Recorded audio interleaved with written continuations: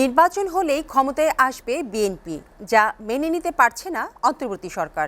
শহীদ জিয়ার নামে আন্তঃথানা ফুটবল টুর্নামেন্টের জার্সি উদ্বোধন অনুষ্ঠানে এই মন্তব্য করেছেন বিএনপি স্থায়ী কমিটির সদস্য অবসরপ্রাপ্ত মেজর হাফিজউদ্দিন আহমেদ।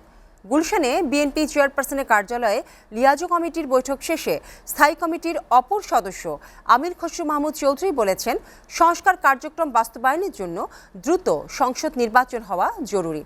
আরও জানাচ্ছেন রিফাত শিশির। তরুণদের উদ্যোগী করার লক্ষ্যে জিয়া আন্তঃথানা ফুটবল টুর্নামেন্ট 2025 আয়োজন করেছে ঢাকা উত্তর মহানগর বিএনপি। রাজধানীর গুলশানে টুর্নামেন্টের জার্সি উন্মোচন করা হয় বেশ ঘটা করে। ক্রীড়াঙ্গনের ক্রিকেট বোর্ড থেকে শুরু করে আপনারা সকলেই জানেন ক্রিকেট বোর্ডের সভাপতি কে ছিল।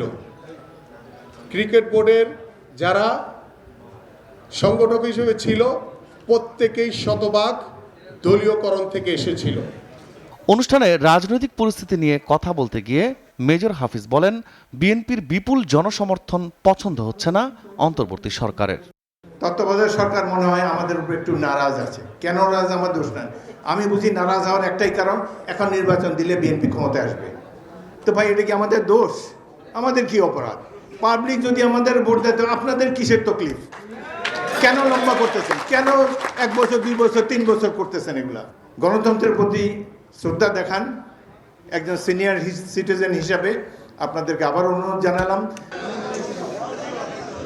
এদিকে গণফোরাম ও গণ অধিকার পরিষদের সঙ্গে বিএনপির লিয়াজো কমিটির বৈঠক অনুষ্ঠিত হয় বিএনপি চেয়ারপারসনের গুলশান কার্যালয়ে। বৈঠক শেষে দলের স্থায়ী কমিটির সদস্য আমির খসরু মাহমুদ চৌধুরী গণমাধ্যমকে বলেন, রাষ্ট্র সংস্কারে নির্বাচিত সরকার জরুরি। নির্বাচন অতি সত্বর হওয়া দরকার।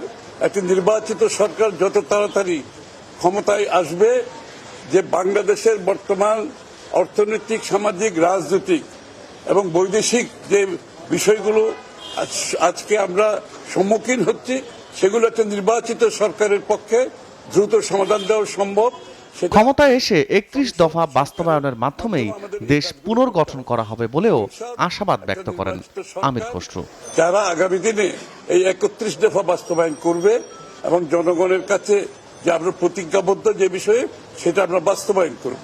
রিফাত শিশির, এসএ টিভি, ঢাকা।